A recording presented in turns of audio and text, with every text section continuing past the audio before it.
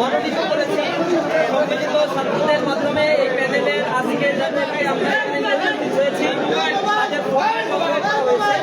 ইতিমধ্যেই আমাদের তারা তাদের সংগ্রহ করেছে। আমাদের এই প্যানেলে ভিপি হিসেবে ইসলামী ছাত্র শিবিরের পক্ষ থেকে যিনি প্রতিযোগিতা করবেন মনোনয়নপত্র সংগ্রহ করেছেন আমাদের ইসলামী ছাত্র শিবিরের কেন্দ্রীয় প্রকাশনা সম্পাদক সাবেক ইসলামী ছাত্র শিবিরের ঢাকা বিশ্ববিদ্যালয় শাখার সভাপতি আবু সাদিক কাইম ভাই, এবং জিএস পদের জন্য যিনি মনোনয়নপত্র সংগ্রহ করেছেন ইসলামী ছাত্র শিবিরের ঢাকা বিশ্ববিদ্যালয় শাখার সভাপতি কেন্দ্রীয় কার্যকরী পরিষদের অন্যতম সদস্য আমাদের সকলের প্রিয় এস.এম. ফরহাদ ভাই, এবং জিএস পদের জন্য ইসলামী ছাত্র শিবিরের পক্ষ থেকে মনোনয়নপত্র সংগ্রহ করেছেন